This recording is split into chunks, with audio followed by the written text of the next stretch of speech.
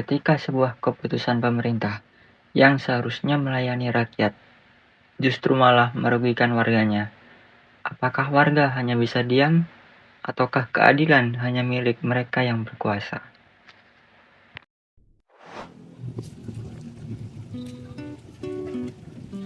Kok belum masuk kelas? Oh, ini aku dapat peringatan izin usaha aku dicabut tau Kak. Padahal kan sebelumnya nggak ada peringatan, kok tiba-tiba izin usaha kantinku dicabut ya. Padahal ini satu-satunya sumber penghasilan kuliah aku. Kok bisa izin usaha dicabut? Nggak tahu, padahal kan sebelumnya nggak ada peringatan. Sabar, itu kan masuk dalam putusan pejabat turunnya kan. Kalau kamu nggak prosedurnya, kamu bisa balik ke PT UN-nya. Oh gitu ya, jadi aku bisa gugat ke PT UN langsung. Bisa. Penggugat merasa haknya dirugikan oleh keputusan pejabat tata usaha negara. Namun, banyak yang tidak tahu. Disinilah peran penting peradilan tata usaha negara hadir sebagai benteng keadilan bagi rakyat, memastikan setiap tindakan pemerintah sesuai dengan tindakan hukum.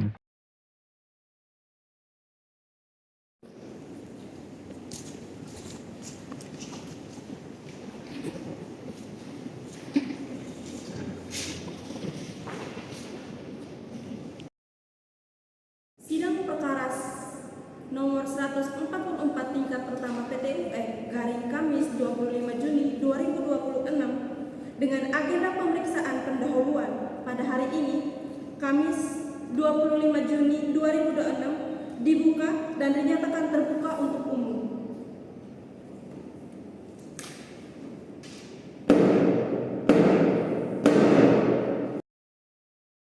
Saudari tergugat, Majelis Hakim ingin mengetahui apa dasar hukum dan fakta yang melatar belakangi pencabutan izin usaha kantin saudari tergugat. Mohon dijelaskan secara rinci dan disertai bukti. Yang mulia, izin pencabutan ini dilaksanakan karena terdapat pelanggaran administrasi oleh saudara tergugat yang itu sesuai dengan peraturan yang telah berlaku. Pelanggaran administrasi. Baik. Sekarang tunjukkan kepada Majelis Hakim dokumen bukti pelanggaran yang menjadi dasar penerbitan keputusan pencabutan izin tersebut. Mana dokumennya? Yang mulia, untuk saat ini mohon maaf karena kami belum membawakan dokumen tersebut di pengadilan. Belum dibawa. Saudari tergugat, apakah Anda memahami pentingnya dokumen tersebut dalam persidangan ini? Bagaimana majelis hakim bisa menilai keabsahan keputusan tanpa dasar bukti yang jelas? Disinilah letak perbedaan fundamental PT UN dengan peradilan lainnya. Berbeda dengan peradilan perdata yang cenderung pasif, hakim PT UN memiliki peran aktif atau yang dikenal dengan asas dominus litis. Hakim tidak hanya menunggu bukti, tetapi juga berwenang untuk mencari kebenaran material demi menegakkan keadilan.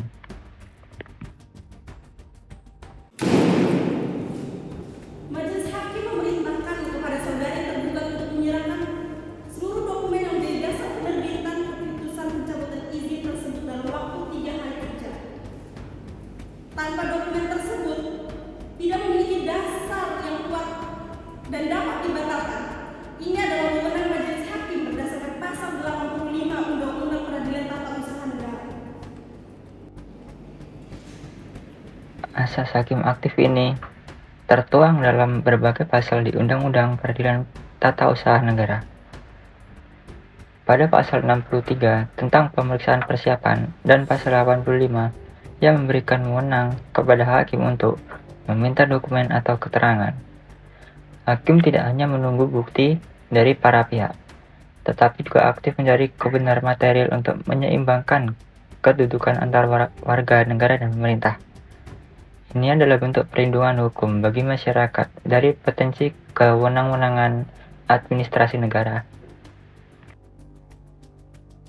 Sidang ditunda dan akan dilanjutkan pada Kamis tanggal 9 Juli 2026 dengan agenda penyerahan dokumen dari tergugat. Karena itu, majelis hakim berharap tergugat